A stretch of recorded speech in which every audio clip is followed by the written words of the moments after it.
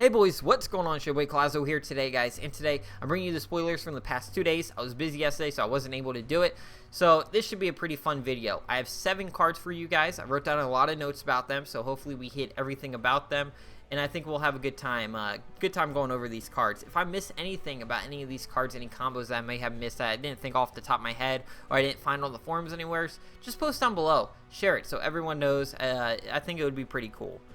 So let's hop into it with the first card today. Is an Abyssinian card, and I think this card's very interesting. This card's called Nethermeld. It's a 1-mana epic spell with teleport any minion to a friendly shadow creep.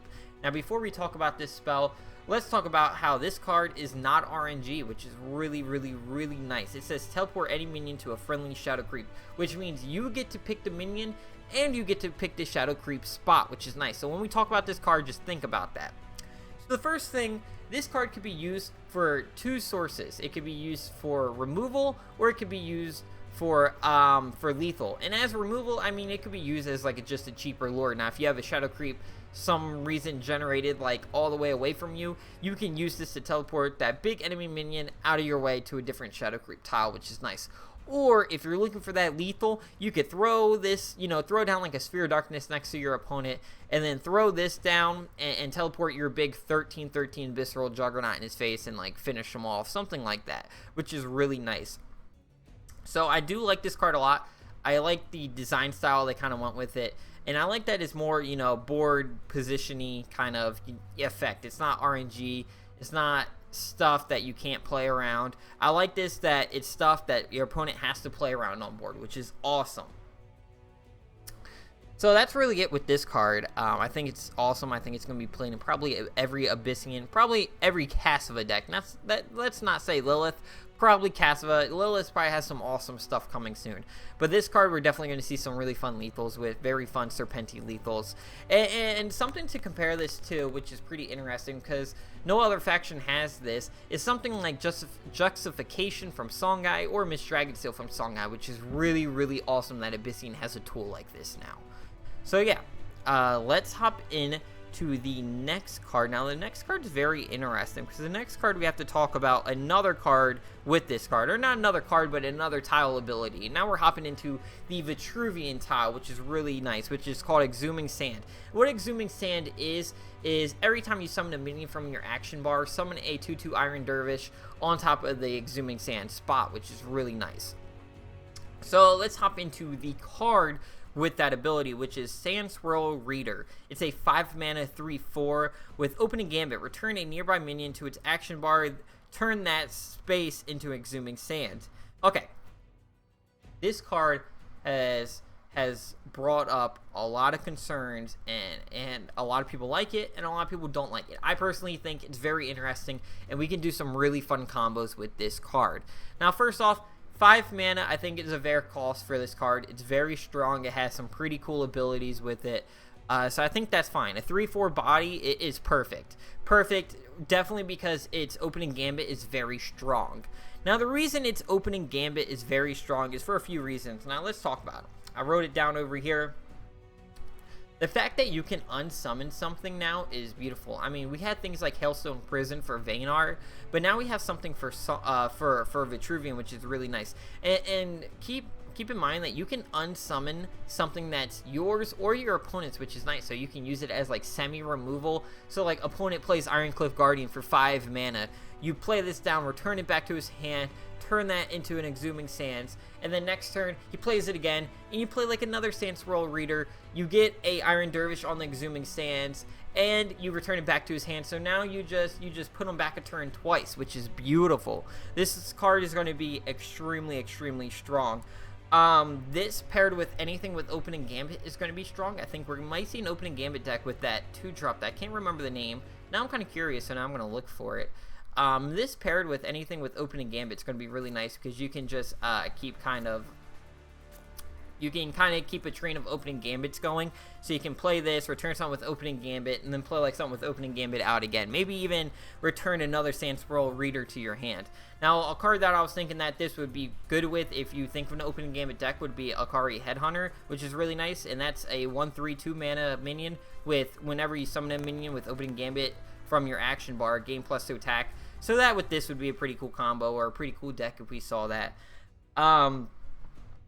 And then, like I said, the Exhuming Sand is going to be really strong in Vitruvian, able to swarm the board just a tad bit more. It's not RNG, so anytime you summon that minion, you're getting more and more board flood depending on how many Exhuming Sands you have on the board.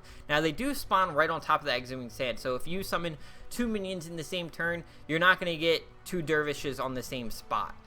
You know, there can only be 1 dervish on 1 sands at a time. So that only makes sense. And then you got to make sure that you don't play your own minions on the Exhuming Sands. That way you don't, you don't prevent yourself more board swarm. So yeah, that's really it with this card. I think we're going to see a lot of cool combos with this card. Just the fact that you can return a nearby minion to your action bar, that combos with anything with Opening Gambit in the game. And then, like I said, you can use it as semi-removal. This card's going to be really strong. This card is a card that you're going to have to watch out for when you're playing Vitruvian. I'm very excited for this card. So yeah, let's hop into the next card. Alright boys, so our next card we're going to talk about is called Arid Unmaking. It's a 1-mana Vitruvian spell with destroy friendly minion to turn its base into Exhuming Sands. Now we already talked about Exhuming Sand. It's whenever you summon a minion on your action bar, summon an Iron Dervish on the Iron or on the Exhuming Sand spot. So if you have a bunch of Exhuming Sands on the board and you summon a minion on your action bar, you're going to be getting so much board flood. So if you spawn 2 minions in the same turn, you won't get that. So this card's really cool.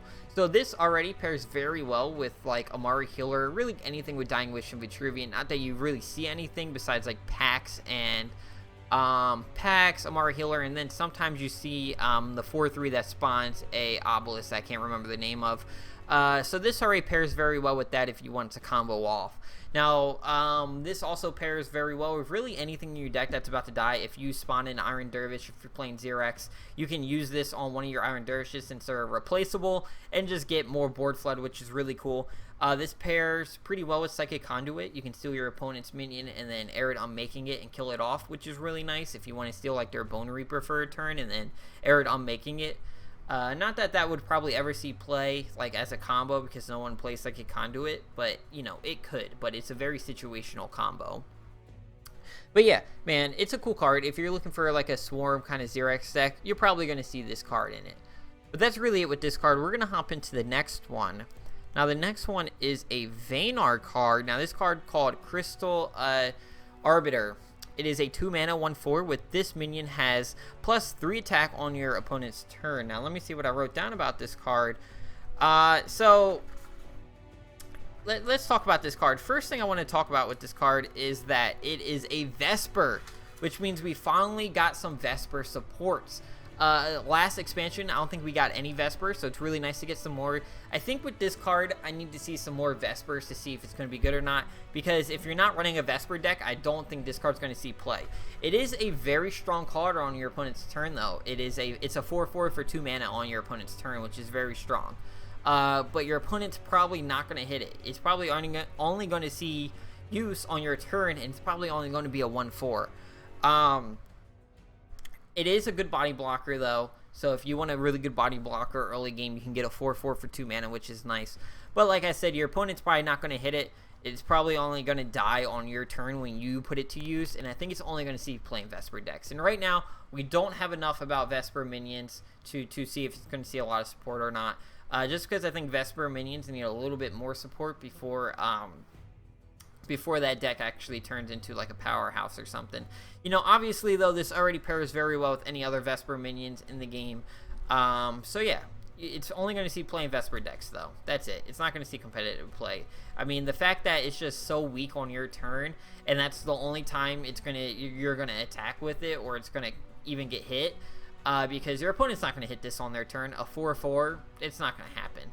But that's really it with this card. I'm sorry I don't have a lot to talk about it. I think we need to see more Vespers and think of a good deck that this would fit in before we may or may not see this card. The next card is interesting. This card's a neutral card. Now this card, I think, is probably one of the strongest cards we've seen so far this expansion. This card is called Thunderhorn. Now this is a neutral, so it can be used in any faction. It's a 4-mana card for 4. It's a 4/5 for 4 mana, I'm sorry. And whenever this minion damages an enemy, it also damages all joined enemies, which means if anything's a tile apart from whatever you hit, it's going to just chain lightning through all of them. And you've seen it in probably a lot of other CCGs. So yeah, this card, extremely, extremely strong.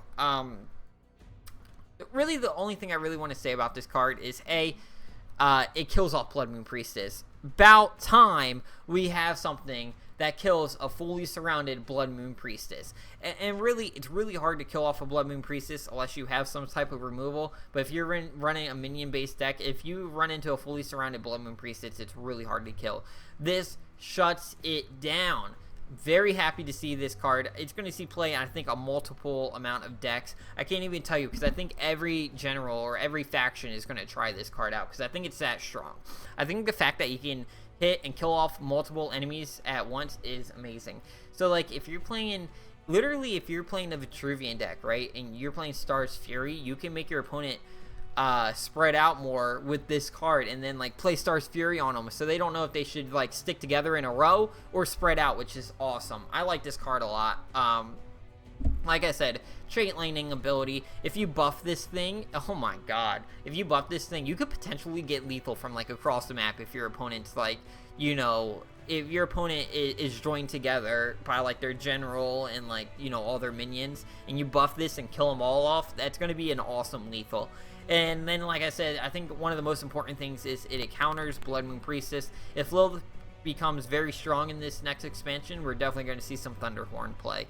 But I think this card's going to see play regardlessly, but we'll see it a lot more if Lilith becomes a powerhouse. Or really, I think we'll see this thing a lot if Swarm is like a powerhouse. Could you imagine this if like Arcanists are still a big thing? I doubt it will be, but like if it is, this thing shuts that down. Very excited for Thunderhorn.